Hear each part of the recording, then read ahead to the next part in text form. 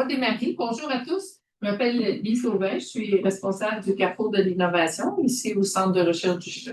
Et aujourd'hui, on a le plaisir d'entendre notre collègue Dr. Patrick Nguyen qui souhaite devenir chercheur ici au Centre de recherche du CHU. Et donc, il fait une présentation. Il va dire qui il est, d'où il vient et surtout où est-ce qu'il s'en va et qu'est-ce qu'il a réalisé à faire. Alors, bienvenue à toutes les personnes qui sont en ligne. Est-ce que quelqu'un peut nous dire un petit coucou juste pour confirmer que vous nous entendez correctement? Oui. Magnifique. Alors, sans plus tarder, Patrick a une présentation d'une quarantaine de minutes, mais après ça, il nous restera une vingtaine de minutes pour faire des échanges et des questions. À vous la parole. Merci beaucoup, Lise. Alors, je vais te présenter. Alors, les objectifs de ma présentation, c'est de vous situer ma candidature dans le contenu de la pratique et de la recherche, présenter les résultats de l'essai clinique Mirage et surtout dire vers où je m'en vais, donc décrire la vision et les projets de mon programme de recherche. Alors, les fondements de la candidature, c'est évidemment, au départ, je suis pharmacien, clinicien en milieu hospitalier, particulièrement dans le domaine de la gériatrie. C'est vraiment mon centre fétiche de pratique depuis 2013. Et dans la pratique, on a de l'insomnie, on fait la prise en charge de beaucoup de syndromes gériatriques, mais entre autres de l'insomnie, qui est un enjeu majeur. Ce qui est, quand on regarde les données cliniques, on épluche, on essaye de voir quels sont les meilleurs traitements, on se rend compte très rapidement qu'il y a très, très peu de données dans des populations particulières, en particulier chez les personnes âgées et les femmes ménopausées. Entre autres, il y a beaucoup de manques ailleurs aussi, mais il y a beaucoup de données manquantes dans ces populations un peu plus âgées. Ce qui m'a amené durant mon doctorat à faire un essai clinique que je vais vous présenter. Et à partir duquel aussi, je vais orienter mon programme de recherche qui est vraiment en insomnie dans des populations particulières. Et mon but, par contre, c'est vraiment de optimiser la prise en charge de l'insomnie, puis aussi de l'implanter. Donc, il y a un volet génération de données probantes, mais il y a également un volet implantation pour permettre justement de permettre à la science d'arriver auprès des patients. Donc, j'ai commencé avec un baccalauréat déjà il y a assez longtemps, en 2003, et une maîtrise en pratique scientifique en 2013. J'ai enchaîné avec une maîtrise en gérontologie en 2019 à l'Université internationale de Valence. J'ai terminé mon doctorat. Aussi avec les cartes de mes étudiantes. Les personnes qui sont en ligne, est-ce qu'on pourrait vous demander de fermer mon micro? Au cockpit de celle-là, puis cette carte-ci est associée au cockpit de celle-là. Tu vois dans les participants. C'est bon, c'est ça. J'arrivais à chercher le lien, je l'ai envoyé, mais je ne pensais pas que... OK. Donc, merci d'être là. J'ai terminé mon doctorat en sciences médicales à l'automne, au mois d'octobre. Puis, je suis pharmacien clinicien, donc depuis 2013. Je suis aussi chercheur pour la santé depuis 2013, donc j'avais déjà appris donc plus d'une dizaine d'années. Je faisais vraiment beaucoup moins de 50% de mon temps en recherche, mais j'ai quand même roulé en boule en recherche depuis, ce qui m'a amené à postuler pour un poste de professeur adjoint en recherche à la faculté de pharmacie, qui m'a été, dans le fond, octroyé au mois de mai de l'année dernière. Et je suis actuellement en postdoc avec une équipe de Toronto. Et je suis en clinique.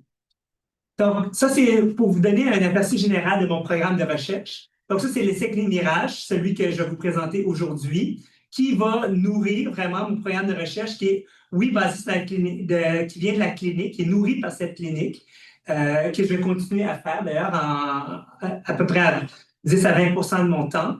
Puis ensuite de ça, évidemment, cette clinique nourrit ma recherche et amène à faire, dans le fond, de la recherche aussi translationnelle pour l'implanter dans des milieux réels. Donc, mon programme de recherche est composé de différents volets. Donc, on a ma plateforme d'essai clinique avec l'essai Mirage 2. Ça, c'est un essai un peu plus pilote avec une petite population. Donc, on va aller chercher avec une plus grosse population pour valider l'efficacité au long cours. On a aussi l'étude Tradition qui, elle, valide un autre médicament, la trazodone, pour l'insomnie chez les personnes âgées. Et dans ma recherche plus d'implantation en conditions réelles, j'ai le projet Somnia, qui est un projet où est-ce qu'on cherche à former des pharmaciens en thérapie comportementale brève pour qu'ils puissent l'offrir à des populations. Et dans le fond, permettre justement ce transfert de connaissances-là. Et la formation qui vient avec Somnia cherche aussi à implanter chez une population qui serait avec l'insomnie en transition ménopausique. Et donc, on cherche vraiment à implanter et à faire des essais cliniques pour voir si, en conditions réelles, par rapport à ce que je vais vous expliquer, là, mais par rapport à les attentes, est-ce qu'on est capable d'évaluer l'efficacité. Et ça, c'est un peu un panorama global de mon programme de recherche. Donc, ça, on commence avec l'étude Mirage. Donc, on sait que l'insomnie, c'est quelque chose qui est hautement prévalent. On pense que à peu près 13% des personnes de 65 ans et plus ont de l'insomnie, qui les met à risque, au risque de problèmes cardiovasculaires, de diabète, évidemment, de problèmes de santé mentale, par exemple de la dépression et de l'anxiété.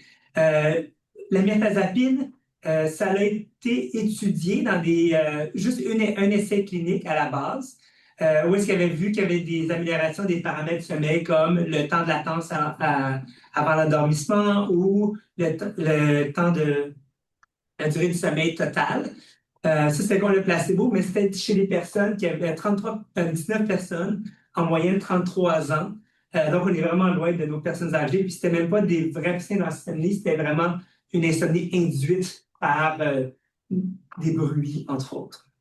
Il y a eu une étude qui a été faite plus avec plus de cohortes qui aurait montré des résultats similaires. Donc, il a montré, dans le fond, qu'il y avait un potentiel prometteur. Je peux parler de ça.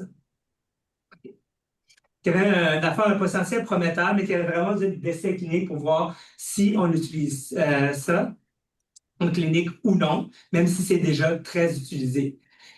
Donc, l'objectif de l'étude, c'est évidemment de voir l'efficacité du traitement. Et là-dessus, on utilise un score validé subjectif parce que l'expérience du sommeil, c'est vraiment quelque chose de subjectif et d'objectif. Donc, on regarde vraiment au niveau subjectif, voir la différence entre le début et la fin du traitement.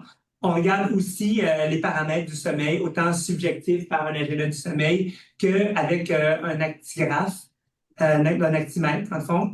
Puis, on va évidemment regarder les effets indésirables parce que même si c'est un produit qui est utilisé et commercialisé depuis plus d'une vingtaine d'années, c'est seulement qu'on l'utilise dans un autre contexte. Donc, on est quand même intéressé à savoir est-ce que c'est bien toléré ou non. Donc, notre méthode, c'était des participants de 65 ans et plus qui avaient des critères d'insomnie chronique, puis qui, évidemment, n'avaient pas déjà des hypnotiques, un traitement cognitivo-comportemental pour l'insomnie, d'autres troubles instables. On avait randomisé en bloc de 4, 1 pour 1. C'est vraiment un devis parallèle. Et on levait juste l'aveugle si jamais il y avait un cas d'urgence ou à la fin d'un bloc, mais on ne proposait pas de lever l'aveugle. C'est vraiment dans le cas où est-ce qu'un patient voulait le demander. Et c'est arrivé une seule fois, parce qu'un patient voulait vraiment, parce qu'il voulait se faire prescrire un médicament, on voulait vraiment sûr qu'il avait reçu le traitement. Au niveau des analyses, on a fait un ANCOVA pour l'issue primaire, puis on a fait des tester des quilles carrés, c'est vraiment plus exploratoire. Puis on a fait une analyse de sensibilité aussi avec un baseline data carry forward.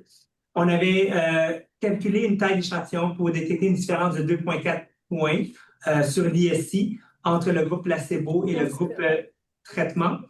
Puis ensuite de ça, c'était pour 80% de puissance et avec un alpha de 5%. Ça, c'est les valeurs qu'on avait prises dans des études. Donc, ça nous donnait 54 participants qui étaient requis. On avait augmenté de 10%, au fond. Donc, 6 participants pour aller chercher un total de 60 pour combler les pertes au suivi.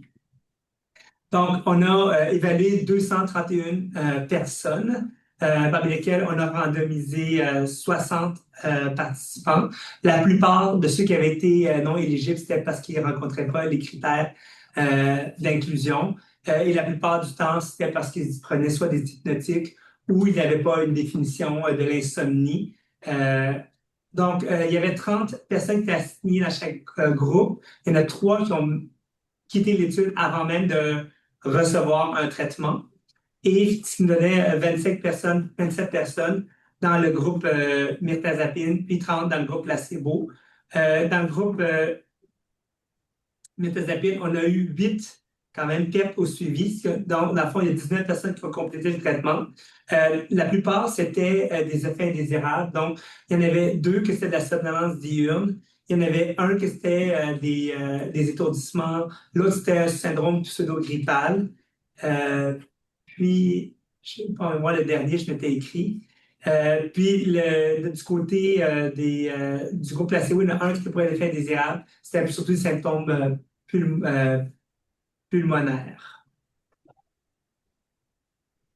Donc, au niveau des issues primaires, on a observé qu'il y avait une différence significative entre les groupes pour favorisant le groupe mirtazapine par rapport au groupe placebo. Et la différence était significative. Et on a vu aussi une différence au niveau de l'ISI, mais pas au niveau du PSI, qui est un autre indicateur de la qualité du sommeil. Donc, dans les 2 cas, autant dans le placebo que dans le groupe traitement, il y avait une diminution, mais il n'y avait pas de différence significative. Donc, il y avait vraiment une bonne sensibilité avec cette échelle-là. Au niveau des paramètres du sommeil, on voit vraiment que l'efficacité du traitement était, et ça c'est au niveau subjectif, c'est essentiellement plus pour les éveils nocturnes et la durée totale du sommeil, c'est vraiment là. Donc, les participants ne s'endormaient pas beaucoup plus rapidement. En fait, oui, il y avait une différence, mais elle n'était pas significative par rapport au placebo. C'était vraiment donc moins d'éveil nocturne et dans le fond, une plus longue, en raison de ça, une plus longue durée totale du sommeil. Et au niveau objectif, ben, on a vu aussi, c'est pas évident, les personnes, des fois, oublient de mettre en montre, ne le font pas nécessairement de la bonne façon. Donc, on avait quand même eu beaucoup de données manquantes, ce qui explique pourquoi il n'y a rien de significatif, mais on voit quand même que les tendances sont à peu près dans dans la même direction que ce qu'on a observé dans notre groupe, pour nos être plus subjectifs. Donc, pour les effets indésirables, il y en avait plus dans le groupe traitement que dans le groupe placebo, ce qui n'est pas une grosse surprise. Il n'y avait pas eu d'effet indésirable sévère. Personne n'a été hospitalisé, personne n'a eu à consulter les urgences en raison d'effets indésirables. Par contre, c'est sûr qu'il y avait beaucoup de somnolence diurne. On voit vraiment, il y en avait déjà chez la plupart des gens, même sur le placebo, mais il y avait quand même une plus grande proportion chez les gens qui avaient sur le groupe traitement. On voit ici au niveau de la bouche sèche, il n'y avait pas vraiment de différence dans les 2 groupes. Et il y avait plus de pseudo-grippaux. C'est quand même surprenant parce qu'on ne le voit pas. C'est pas tant rapporté quand on regarde au niveau en clinique. Plus d'étourdissement, mais il y avait moins de tinnitus dans le groupe mirtazapine, mais bon, c'était quand même pas des grosses proportions. Puis on ne peut pas vraiment faire des tests physiques là-dessus. Donc, pour résumer, ça donne quand même des données qui étaient robustes, puis c'était quand même un essai clinique randomisé. Il n'y avait pas d'effet indésirable grave, comme j'ai dit, mais quand même plus dans le groupe mirtazapine. Les forces, mais le devis, c'est une force. Le placebo, on avait quand même une grande variété de patients. Le groupe d'âge était très grand. Il y avait des gens qui avaient des problèmes cognitifs, d'autres non. Par contre, on était quand même assez limité par les pertes suivies. On a eu une proportion quand même très importante de pertes au suivi, surtout dans le groupe traitement, qui aurait peut-être pu influencer notre traitement. Parce qu'évidemment, peut-être que ceux qui sont partis, mais répondaient peut-être moins au traitement. Par contre, on a quand même fait une analyse de sensibilité en utilisant, on a pris pour acquis, on a fait un baseline data carried forward. Donc, on a pris pour acquis que tous les participants n'avaient pas répondu. Et malgré ça, on avait quand même observé une différence significative entre les groupes, même si on avait été mis dans le cas pessimiste où personne n'avait répondu au traitement. Donc, évidemment, c'est une étude très intéressante, mais significative à court terme. On n'avait quand même pas un N très grand. Donc, la généralité on ne peut pas la prendre pour acquis. Il y a eu une autre étude qui a été faite par la suite là, qui montrait des résultats similaires aussi. C'est plus comme 3 mois après, donc après au mois de juin. Mais il y a quand même un besoin de savoir est-ce que ce médicament-là peut être efficace ou non au long cours, parce que l'insomnie, ça ne dure pas 1 mois. Les gens en ont plus longtemps. Donc, maintenant, si on passe au programme de recherche, mes 2 axes, j'en ai parlé tantôt, donc c'est vraiment produire des données probantes par des essais cliniques et implanter en première ligne, surtout au niveau pharmacie. Parce qu'évidemment, je suis pharmacien, donc c'est une de mes spécialités, mon domaine de spécialité, donc je peux vraiment voir si on est capable de faire l'implantation est d'innover à ce niveau-là. Dans des populations particulières, je vais demeurer quand même essentiellement en gériatrie. Et sauf que les femmes en ménopause, c'est pas tout à fait de la gériatrie, mais c'est quand même une population plus âgée et vulnérable. Donc, le projet Tradition, c'est un projet qui est déjà financé, que le recrutement a déjà commencé, c'est approuvé. Donc, on a commencé le recrutement, je vais le présenter, mais depuis le mois de novembre. C'est prévu pour être terminé au mois de mai en 27. J'ai pour objectif de créer une soumission pour les IRSC pour Mirage 2, vu qu'on a quand même des données prometteuses avec Mirage 1 qui pourrait appuyer une demande des IRSC. Et finalement, on a le projet Somnia on a fait une soumission pour les bourses pharmaprix, pour le financement, pour l'implantation en pharmacie, mais le volet formation est en cours actuellement. Donc, et le projet Somnia aussi, je vais vous présenter le volet aussi financement qui est prévu. Donc, Tradition, comme je vous dis, c'est la trazodone, qui est aussi fréquemment déjà utilisée pour l'insomnie. Si on regarde au niveau des statistiques, dans une population, il y avait déjà des personnes qui souffraient d'insomnie. De ceux qui recevaient des traitements pour l'insomnie, 17% recevaient de la trazodone. Donc, c'est déjà très largement utilisé. Par contre, c'est basé sur très peu d'études. C'est très utilisé chez les personnes âgées, parce qu'on utilise moins les benzodiazépines. Mais l'étude qui a permis, dans le fond, qui l'a mis un peu sur la carte, c'est une étude sur 14 jours. On s'entend, c'est utilisé depuis beaucoup plus de temps que ça. Et c'était chez les gens en insomnie primaire en bas de 65 ans. Donc, vraiment, il n'y a pas assez de données pour soutenir cette utilisation, d'où l'idée d'évaluer est-ce que la trazodone est efficace ou non. Puis c'est sûr que c'est une étude qui était dans les années 90, donc les paramètres objectifs étaient un peu le gold standard de l'époque, mais ce n'est plus vraiment maintenant. L'appréciation subjective est très importante pour évaluer l'efficacité du traitement de nos jours. Puis on le voit aussi en clinique, les gens veulent vraiment sentir qu'ils dorment mieux, ils ne veulent pas qu'on leur dise que vous avez gagné 15 minutes. Donc, dans l'équipe de recherche, il y a plusieurs personnes, il y a quand même une grosse équipe. Il y a Dr. Forget, Dr. Desmarais et Dr. Yann qui sont ici et ils sont membres aussi. Donc, il y a déjà une collaboration avec... parce que moi, actuellement, je suis dans l'axe neurosciences et je postule pour l'axe Carrefour d'innovation, mais je collabore déjà, dans le fond, avec certains membres du Carrefour de l'innovation et je souhaite connaître plus et collaborer davantage avec les autres membres. Donc, on a Dr. Bu aussi qui est avec nous, Dr. Jobin au niveau de la clinique du sommeil, Dr. Dalvu qui est neurologue, qui est à l'UGM, qui nous appuie aussi, qui est un expert au niveau sommeil. Et il y a Larissa aussi qui collabore avec nous, qui est notre infirmière praticienne spécialisée. Et à l'extérieur aussi, au niveau psychologie, parce qu'il y a aussi l'aspect non pharmacologique, l'accès évaluation aussi du sommeil. Donc, il y a Dr. Forêt et Dr. Desjardins de l'Université du Québec, Outaouais et de Trois-Rivières. Et on a ma collègue Louise Papillon-Ferland qui est aussi au niveau de la pharmacie et elle est aussi à l'UGM. Donc, elle a une expertise en gériatrie. Finalement, on a une patiente partenaire dans le savoir qui nous aide aussi pour adapter aux patients. Donc, c'est un essai clinique, celui-ci qui est en chassé-croisé, donc avec un placebo aussi. C'est un peu le même principe qu'au niveau de la population. C'est un peu la même population que pour l'étude Mirage. Donc, l'intervention, c'est une petite dose de trazodone de 25 mg qu'on réévaluait après 14 jours et qu'on décidait avec le patient ou non si on augmentait la dose à 50 mg. On faisait un washout d'une petite coquille ici, là, c'est 14 jours de washout. Puis après ça, on commence le traitement suivant avec le même principe qu'on donne l'autre traitement, puis qu'on réévalue après 14 jours. Mesure d'efficacité, c'est principalement c'est l'ISI, mais on regarde aussi l'IDSIQ, qui est un PROM, dans le fond, le Patient Reported Outcome, qui est vraiment maintenant, de plus en plus, on s'oriente vers ces mesures-là pour l'efficacité aussi. Donc, on regarde les deux. Puis, pour l'efficacité et la sécurité, on va regarder au niveau cognitif avec le MoCA, les signes vitaux. Ça va être une analyse en intention de traitement, parce qu'on veut essayer de préserver les avantages de la randomisation. Ça va être un modèle linéaire mixte pour l'ISI et l'ISIQ et les paramètres du sommeil, dans le fond. Puis, on va prendre en compte les séquences du traitement, la période qui a été prise dans l'analyse. On a 37 participants, on évalue peut-être un 11% d'attrition, donc 40 participants en tout qui vont faire le chassé croisé pour une puissance de 85% avec un âge latéral de 5%.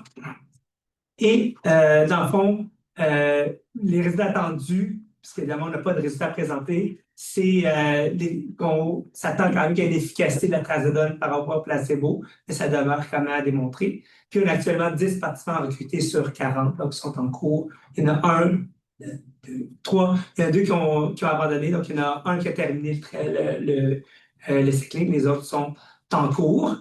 Donc, malgré ça, évidemment, l'impact, c'est que ça donnerait des premières données pour voir si on devrait ou non continuer d'utiliser en clinique. Si on n'a pas d'efficacité, on arrête là. Si on a de l'efficacité, ça demeure quand même important après ça de valider si on a une efficacité au long cours. Et dans le fond, ça, c'est déjà subventionné par le RQRV.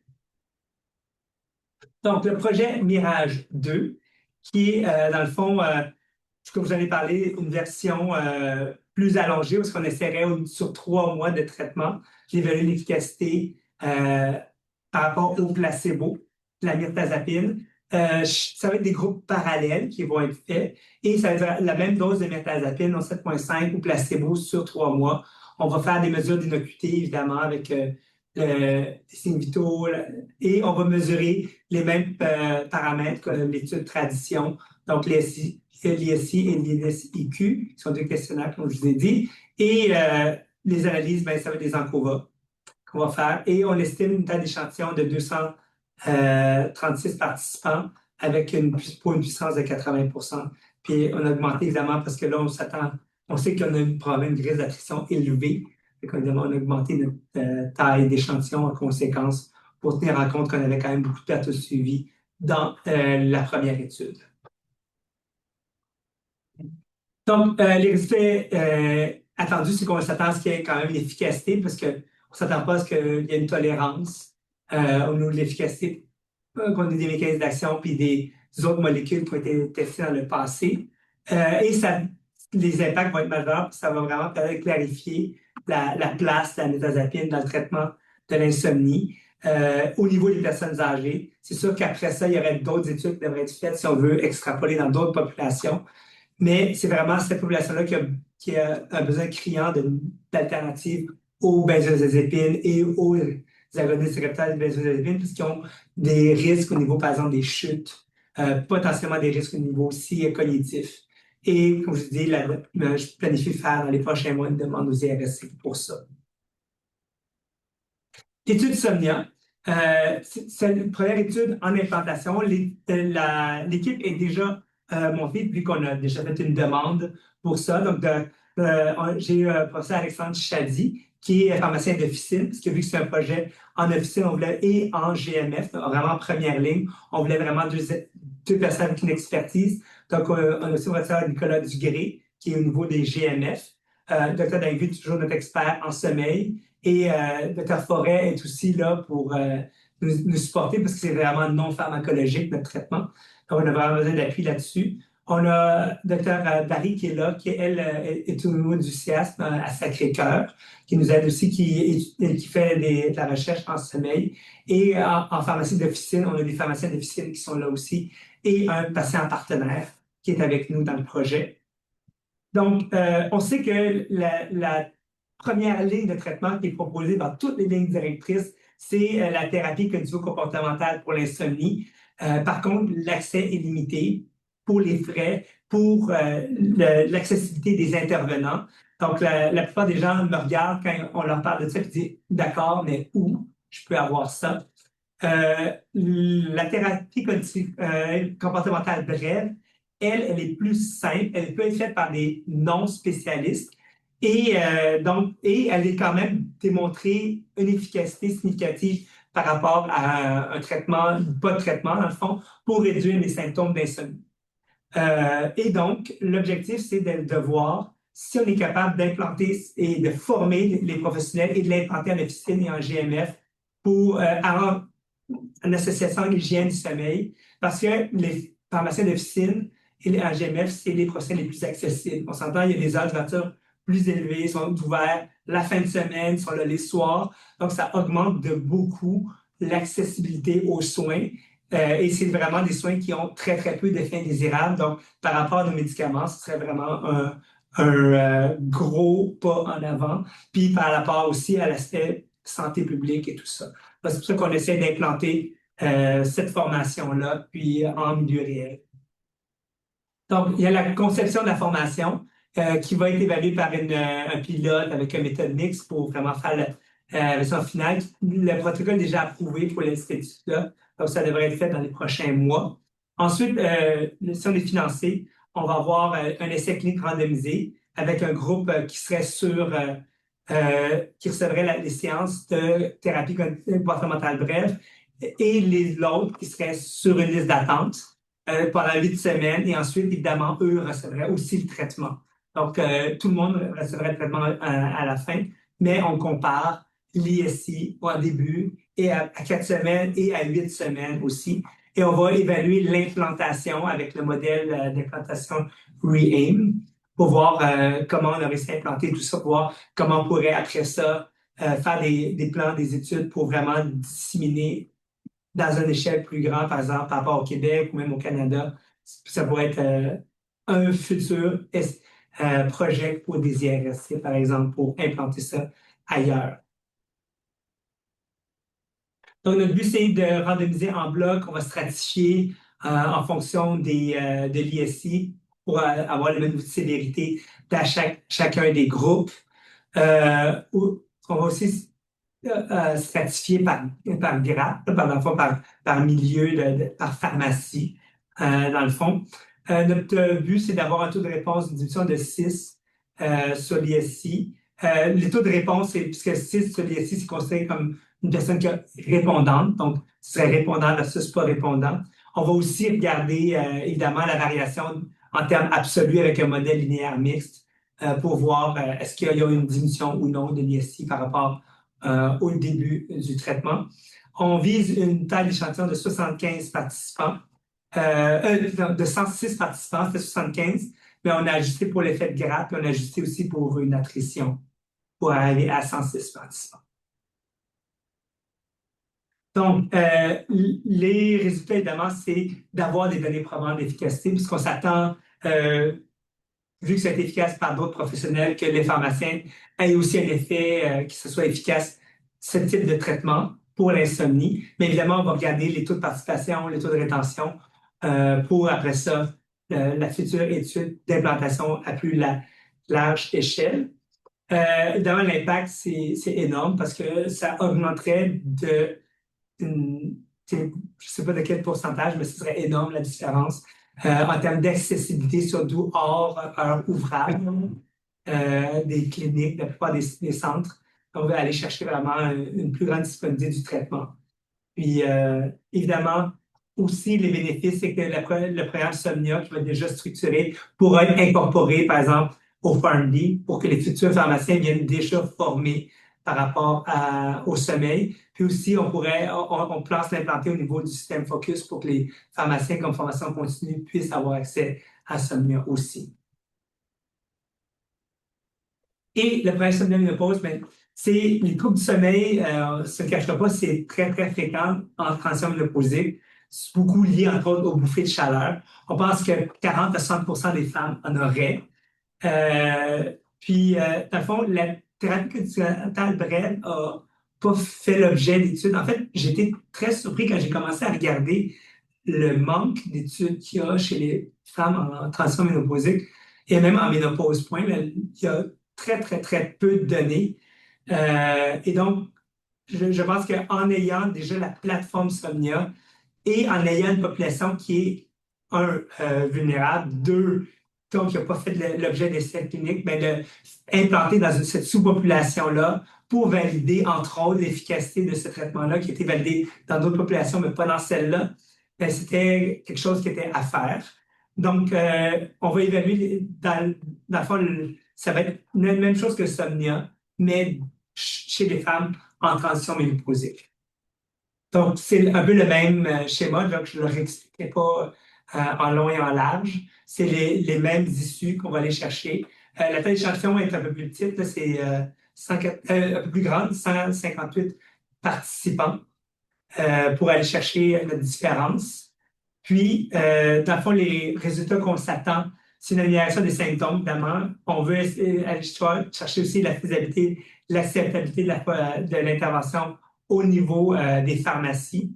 Puis, pour, encore une fois, faciliter l'accès. Puis, notre but, c'est évidemment de pouvoir soumettre avec ces deux études-là, Sonia Méno, mais voir au niveau de l'INES, est-ce qu'ils peuvent financer ce soin-là pour les patients avec la pharmacie. Il y a déjà des soins par les pharmaciens qui sont financés par le gouvernement. Donc, est-ce que les soins du sommeil pourraient être financés par le gouvernement aussi? Bien, ce serait le but de soumettre cette demande au niveau de l'INES.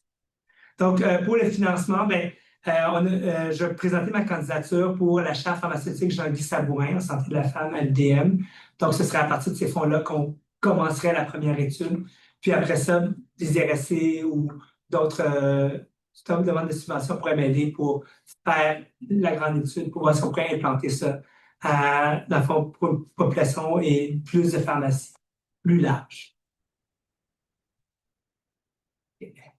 Donc, mes priorités d'intégration, c'est évidemment, c'est d'améliorer la pratique professionnelle, parce qu'en fond, toutes ces études, c'est des études qui sont plus avec des médicaments qui sont déjà sur le marché. On réutilise, on revoit la pratique, des choses qui ont déjà été faites. Moi, je compte continuer dans ce sens-là, donc vraiment aller voir en fonction de la pratique, qu'est-ce qu'on fait, valider, est-ce qu'il y a des données qui nous soutiennent là-dedans.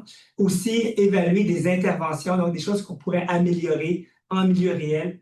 Par exemple, des interventions organisationnelles ou des nouveaux soins comme le programme Somnia. Évidemment, mobiliser les connaissances. Le programme de formation Somnia, c'est un exemple. Évidemment, c'est être capable de mobiliser davantage de connaissances pour l'amener vers les professionnels de la santé, entre autres les pharmaciens, mais évidemment, mes projets ne vont pas se limiter seulement aux pharmaciens, mais c'est sûr que c'est un groupe chez qui je souhaite faire beaucoup, entre autres, de transfert et d'implantation de connaissances.